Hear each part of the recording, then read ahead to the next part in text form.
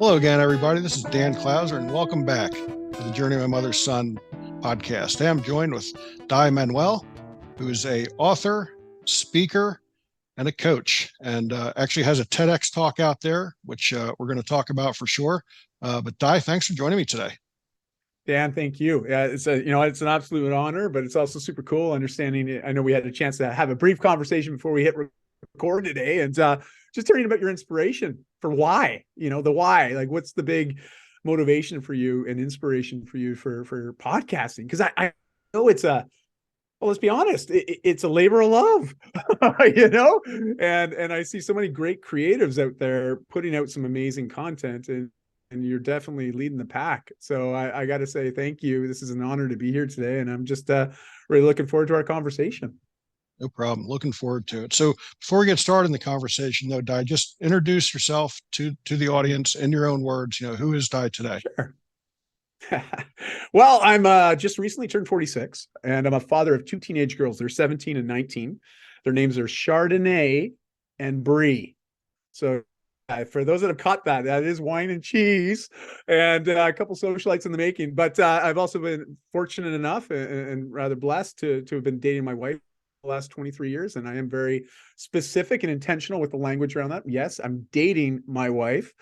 And, outside of that, because really when I think about titles and labels, well, dad and husband, trust me, those are the ones that actually matter to me. Everything else, well, that's just stuff I like to do.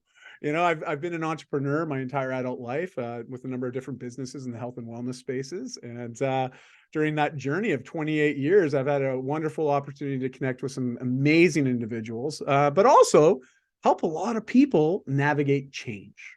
And I'm a big fan of holistic change. So when I talk about health, I'm talking about financial health, mental health, emotional health, spiritual health, not just the physical health. And because that is us, we are a whole, those are all the aspects of us. So a lot of the conversations and the things I do today is all geared around helping people feel more fulfilled, happy, and joyful when it comes to navigating change in their life. And that's it. What I do, and I get to meet lots of cool people like you, Dan. I love it.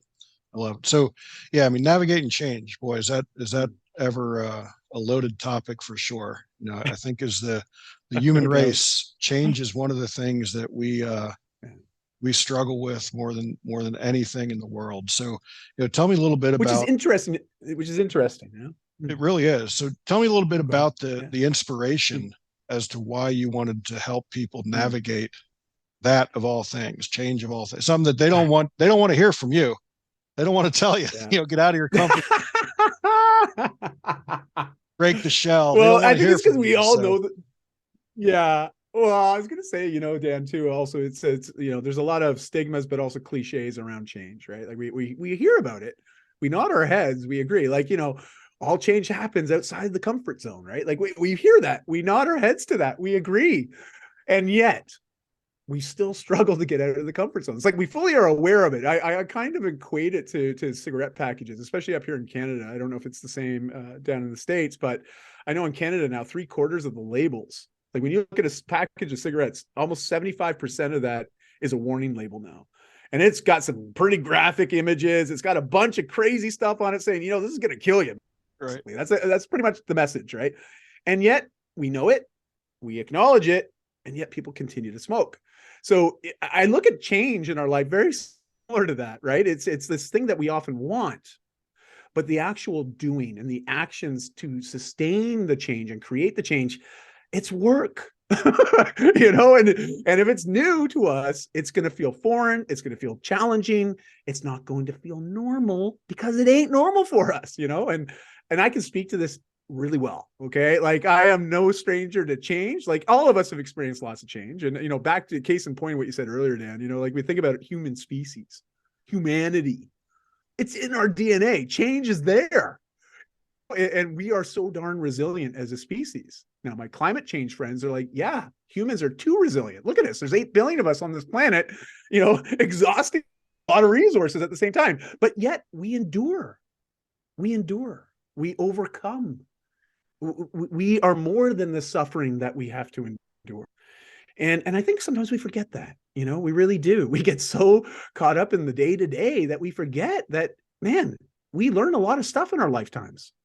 We do a lot of challenging things. We learn to do things that we couldn't do one day, and then we can do it the next day. There's a skill to learning, and our brains are wired to learn, not to be happy. A lot of people think, well, I'm not meant to be happy. I'm like, you deserve to be happy.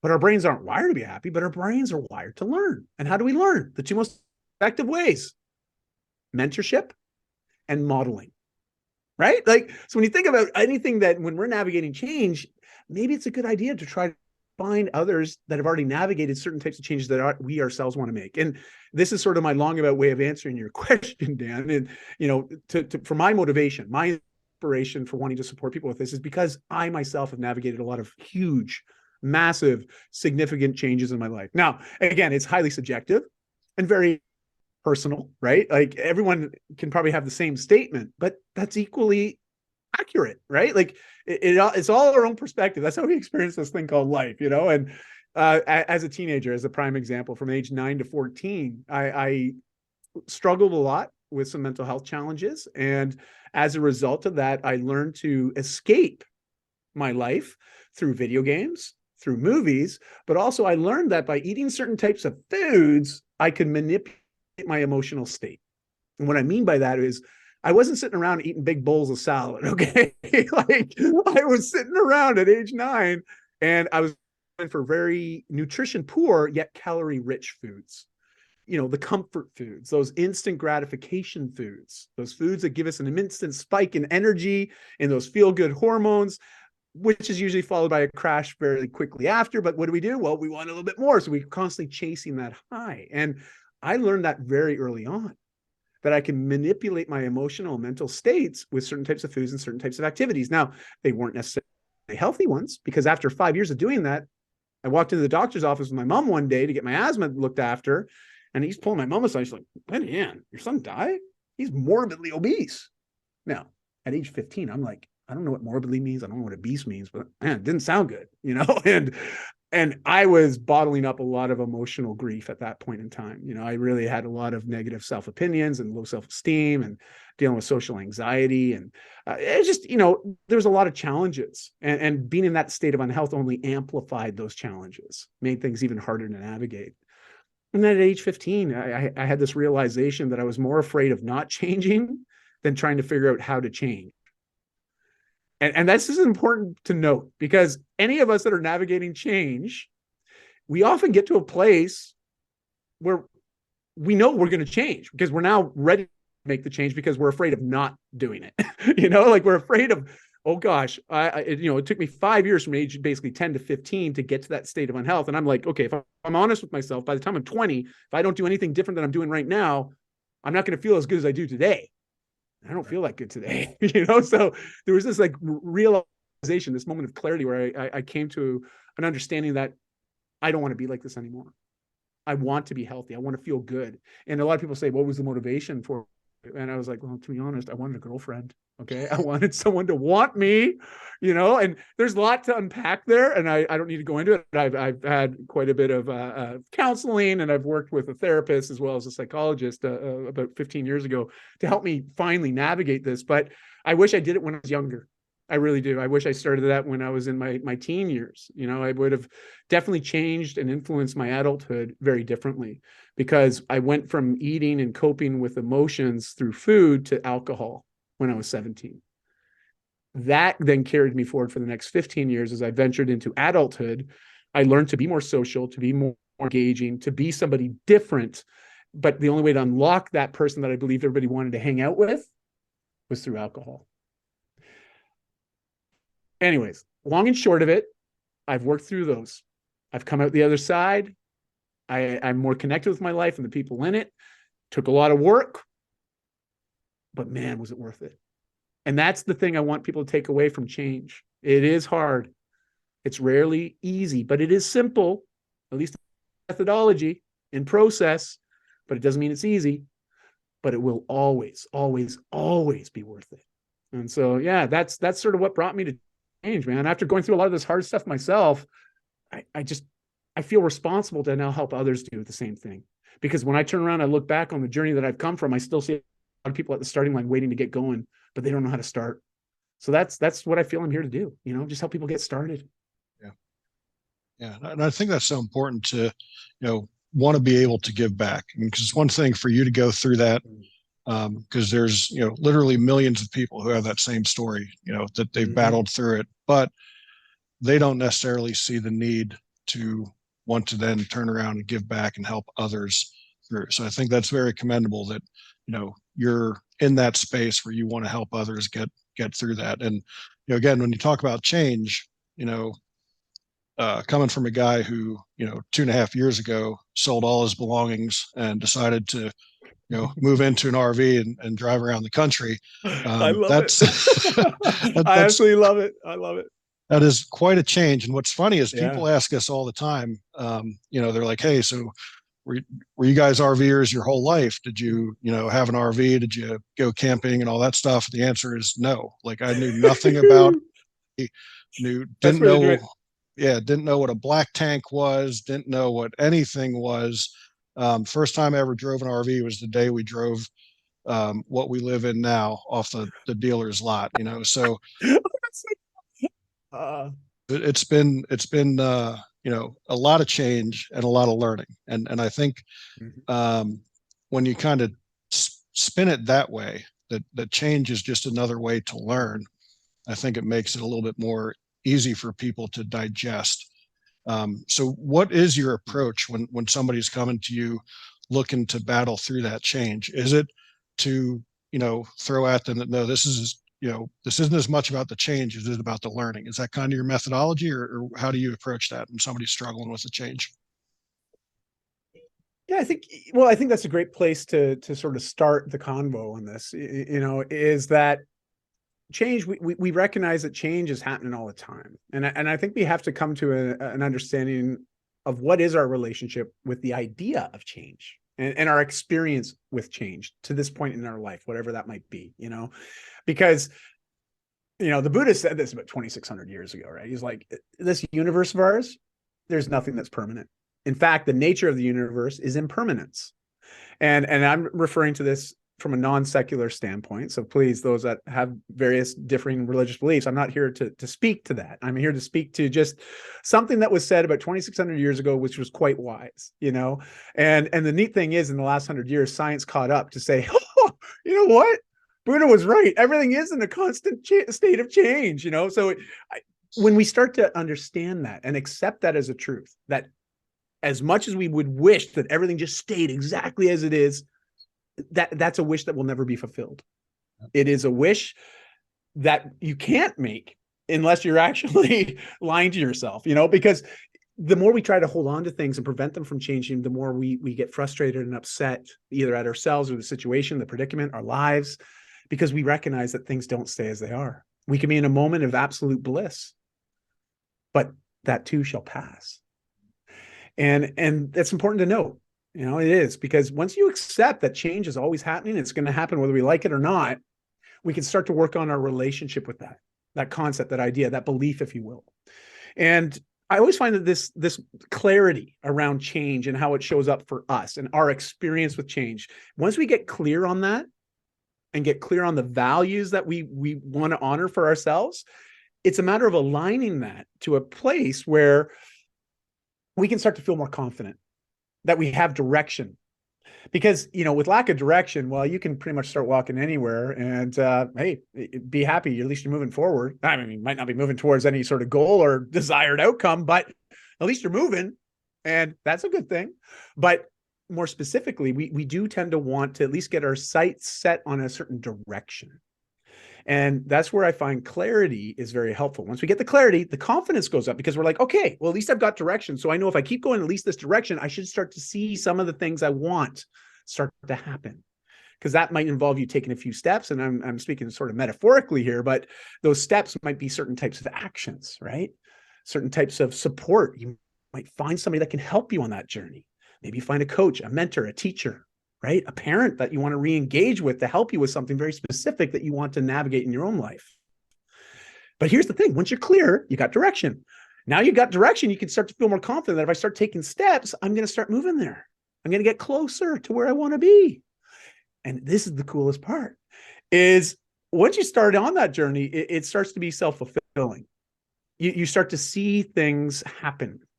You start to experience the change.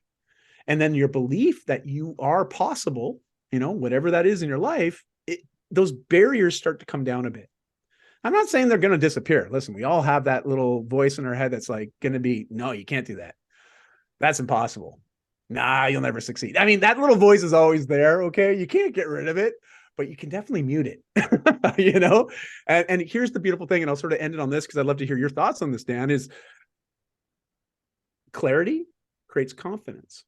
Increased confidence also means more action. And the best way to eliminate procrastination is taking decisive, purposeful actions.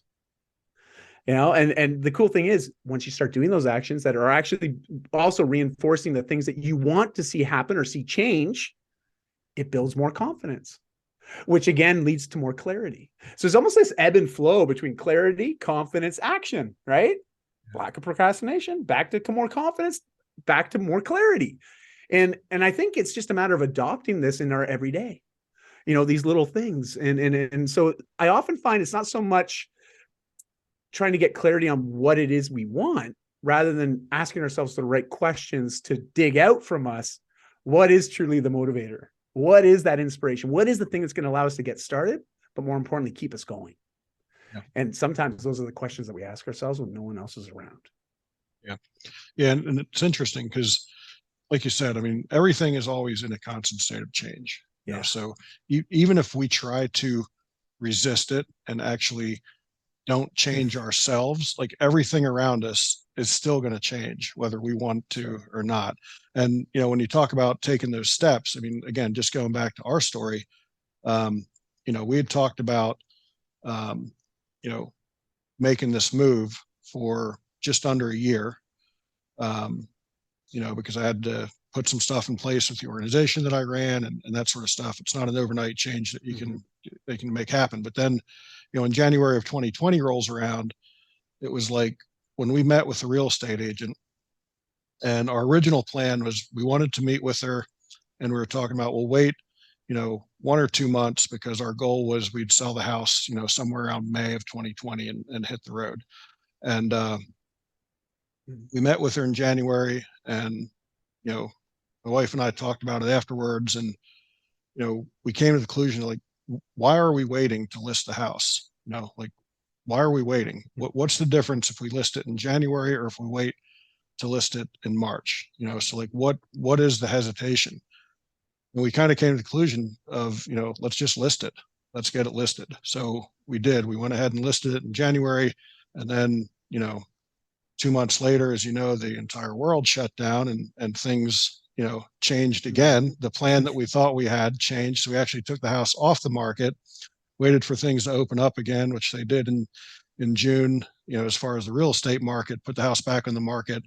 And within 10 days of putting it back on the market, we had it sold and ended up hitting the road in August of 2020. Wow. But, that first step of actually putting it on the market was like, okay, now it's real. Like, we're not just talking about, this is something we're going to do, like the signs in the yard, like this is going to happen. So, once you take that first step, I think that's always the hardest for everybody, is just taking that first step. And then once you get that first step, the second one might still be hard, but it's a little bit easier. And then each one, I think, gets, a little bit easier each step you take. So it is really finding that direction and then continuing to move towards it, for sure.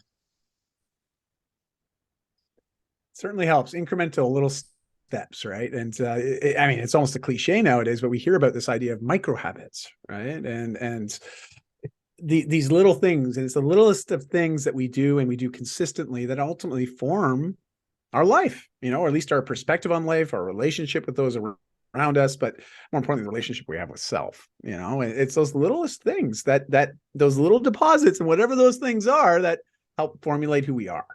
Yeah. And I mean, that could be as simple as binging on Netflix a few hours a day. And now I'm not here to say, listen, I love my Netflix and chill too.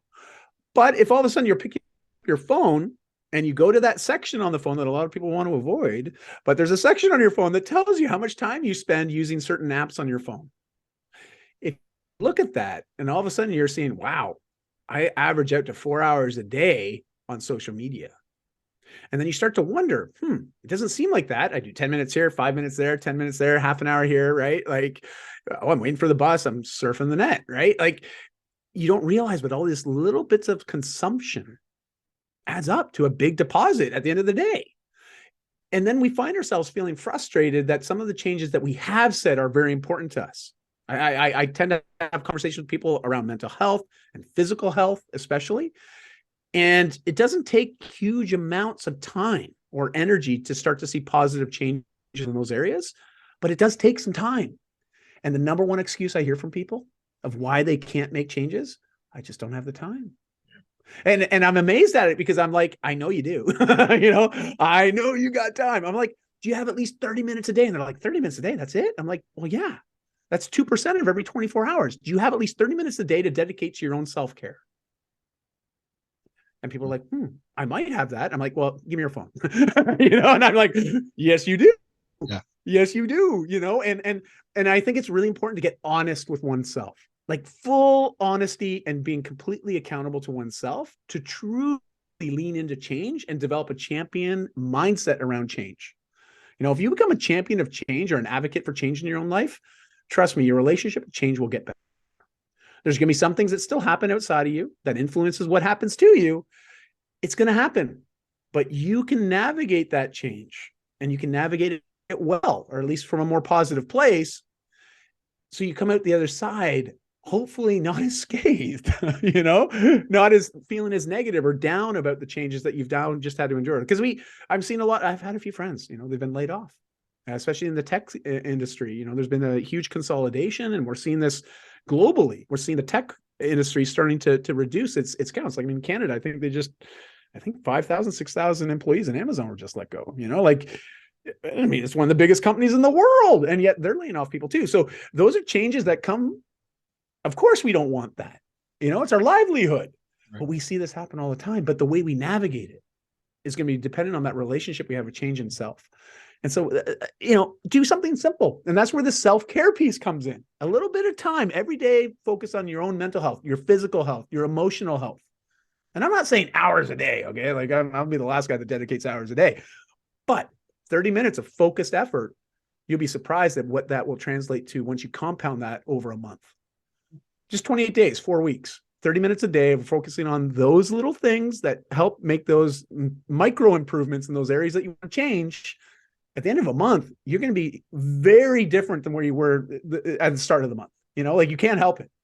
A half step every day compounds positively. At the end of the month, you were a lot further ahead than you were when you started. Right. And we have to just remember that, progress is progress. I don't care how little it is. They often say football's a game of inches. Yep. And it is. It's inch after inch, right? I love that Al Pacino speech, right? I forget the movie, but I think it's Any Given, was it Sunday or Any Given Sunday? It's phenomenal speech. I absolutely love that talk, but it's true. It's just all about those little inches in life, just getting a little inch every day. And at the end of a year, you could be another 20 feet further towards your goal. Yeah. And that's all it takes. So try to minimize change a little bit to make it more accessible, more digestible, as well as stay a bit more positive with that relationship, because every day you're making a little bit of a deposit that's going to lead to a great return on an investment as time compounds. Yeah, and it really does become habit forming at that point. Yeah. And once you start it, it's like I said before, it's just easier. It's just that first step, man. Just taking that first step is just, the toughest thing to get over, for sure. I often joke with my clients. I'm like, it's actually, even before the first step, it's the first squat. It's the first squat off the couch, like just getting up off the couch, because it requires inertia, and that amount of energy that it takes to get an object that's, not in motion into motion. It's the greatest amount of effort you're ever going to take, because once it gets going, momentum is in favor. And it's just a matter of doing the little things every day to keep it moving in the right direction. And I think we have to remember that, because you're absolutely right. And I think you said it beautifully, Dan. It's that first step is the most challenging. We first have to make a choice. I'm going to make a change, but then we got to follow up that choice, that decision, and start doing something. But it's in the doing that we have to expend a lot of energy, but I always find, at least from my own experience, there are certain things that we can do that actually creates more energy. Not all change has to be seen as a drain, as something hard. Right. And that's the coolest thing about health and wellness changes is it actually will create more energy as you navigate the change. Yeah. I help people with their sleep patterns as an example. If all of a sudden I help them improve their sleep by as much as 10 to 15%, so if they're getting 15 to 20% more quality sleep, not quantity, but quality sleep, getting deeper REM sleep.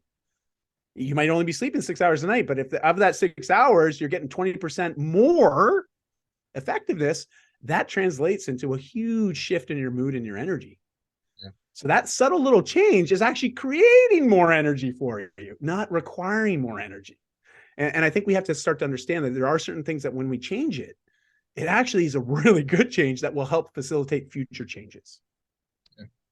Yeah. And I think that's so important. Kind of, we're not at that point yet, but I think everything that you just said, reiterates the, going to my final question, those little things that, that turn into big things by just, all these little things that just make up the big things at the end of the day. So I love how we've kind of had this theme for sure.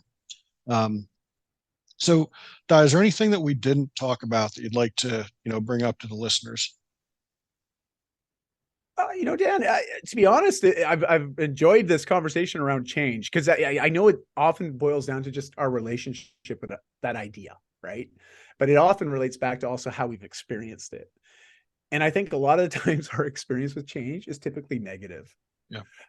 But believe me, everyone has positive experiences with change already in their life. I know it for a fact. There was a point in life they couldn't move. You couldn't roll over. You couldn't pick yourself up under your knees. You couldn't crawl. You couldn't walk. You couldn't run. You learned these skills through trial and error, but it's so long ago, we forget that we navigated those hard changes initially. And first, in life, we learned how to talk. We learned how to understand language. Like we are born to learn, and change is part of that process of learning. So we are actually all experts when it comes to change. It's just we don't often own it, right? We don't accept it. We don't actually acknowledge that, man, I am good at change. I have navigated a lot of big changes in my life. Yeah. There's things that I couldn't do one day and now I can. Holy smokes. How did I do that? Well, there's a process there. And so I always invite people, just they've been listening to you and I yammer on for a half an hour here, Dan. And I'm like, listen, everybody, when you finish this podcast today, start to think back about a timeline of your own life. Think about the time that you're born and then today. You draw that on a piece of paper. You got born, you got now. Amongst there's lots of significant milestones that have made your life your life.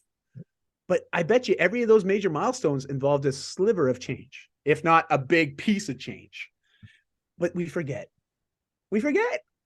So my invitation to everybody that's listening or watching this is just reflect on your own life and how change has been involved with that. Because you yourself were an instigator for a lot of that change. And because you could do it before, it means you can do it again. Okay. It's like it's repeatable. But we sometimes just forget. We just forget, we get so caught up in the today that we forget about all the things that have brought us to today, and that will also bring us to tomorrow and the future tomorrow. So I just like to let people know everyone is actually a champion of change already. It's just sometimes you're not ready to acknowledge it. Right. Yeah. No doubt about it. That's it. That's all I want to say. I love that. Dai, if anybody wants to, reach out to find out more about what you do, to engage you in your coaching services or anything like that, how do they find you on the internet? Everything starts with a conversation, and I'm a big fan of just meeting people. I love it. I get that vibe from you, Dan. I could tell because you're someone that's passionate about travel as well, and you have to be totally into meeting cool people and meeting new people if you're going to be into travel, right? Like unless you're, I don't know, maybe I couldn't see traveling without meeting people, like especially with the new cultures and anyways, the long and short of it, I have a unique name. All right. And Dai is a Welsh name for David, D-A-I. Manuel is a Portuguese last name. Yes, Manuel, M-A-N-U-E-L. people are probably like, whoa, that is a weird combo. Yeah, but don't worry about it. I'm Canadian. Okay. So it's all good. Or as we say here in Canada, don't worry about it.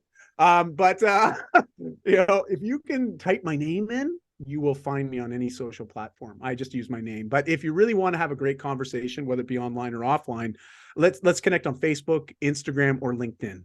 Those are the ones I'm most active on. And if you're curious about anything that we've talked about today, my website's got about 1,700 articles on it. I've been blogging since 2007. I always tell people I'm an OG when it comes to blogging. And that doesn't mean original gangster for my hip hop friends.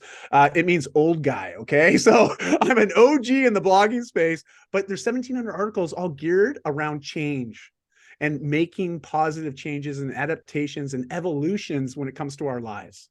And so I always say there's a great place to start, but I will not be apologizing for this, but welcome to the rabbit hole. Okay. So, like I've had people message me. I went to one article and then went to another, and I'm like, yeah, I'm not going to apologize. That's just the nature of the beast. So, but enjoy it. It's all there for you. And I'm happy to have a conversation anytime. And Dan, thank you. Really, thank you for what you're doing. I know it doesn't always happen that you get thanks for all the effort and energy that goes into creating this kind of content, but also to create a space where these conversations can happen. But more importantly, we can be flies on the wall to listen in on these conversations and learn and grow because of it. And I just want to say thank you for that, because the world needs more of this. They just do. And so I really appreciate what you're doing. And I just want to say thanks for the opportunity. I appreciate that. Appreciate that. Thanks a lot. So that brings us to our final question. As you know, the subtitle of the podcast is Many Little People in Many Little Places, which comes from the opening lyrics of a Michael Franti song, Gloria, which go, when many little people in many little places do many little things, then the whole world changes. So what's one of the little things that Dai does on a daily basis to make the world a little bit better place? Well, I like to encourage people to welcome more vulnerability into their life. And my TED talk I did about vulnerability and vulnerability as it's played out in my life, but also the lives of other men that I've been very fortunate to connect with over the last 5 years. I always recognized that my relationships with other men was somewhat challenging. I always looked at other men as competition. I was always fearful of being honest and open and transparent with other men, in fear that they would take what I would share with them and use it against me. And this is just how I was. So I had a lot of male relationships, but I wouldn't say I had any real deep relationships with other men out of a fear of being vulnerable and not being understood or accepted. And what I realized is I was limiting myself in my life. I was limiting the opportunity to really connect with some amazing people and to feel more fulfilled and connected with my own life and the people in it. And so I set forth to try to develop a warmer relationship and better understanding on vulnerability as a skill. And so every day I'm having conversations with people, especially men, about what vulnerability can look like. It's not a weakness. It's not something to be afraid of or fearful or avoid. It is something that can actually improve our lives in every aspect of it. But not everybody deserves our vulnerability. It is something that's earned. It's trust. But there comes a point where someone's got to go first. Yeah. So every day I go first. I go first to show people it's okay to be vulnerable. It's okay. And good things happen. You let people in. You grow. You feel more connected. You feel more connected to not only people in your life, but your own life. And so that's my little thing I do every day. I'm having little conversations with people, and all I can do is invite them to engage in the conversation. That's it. It's a great place to start. And if anybody wants to chat a bit more about vulnerability, please reach out anytime. That's a great answer. That's a great answer. I've always said that I think vulnerability is actually the greatest strength somebody can have, without a doubt. So I love that answer. Thanks. Yeah. So folks out there listening, be sure to check out my other podcasts and blogs at journeymymotherson.com or danclouser.com. While you're there, pick up a copy of my most recent book, The Journey of My Mother's Son, Volume 1. And Dai, thanks again. I really appreciate this conversation. It's great having you on the show. Thanks so much, Dan. Looking forward to our next one already. You bet.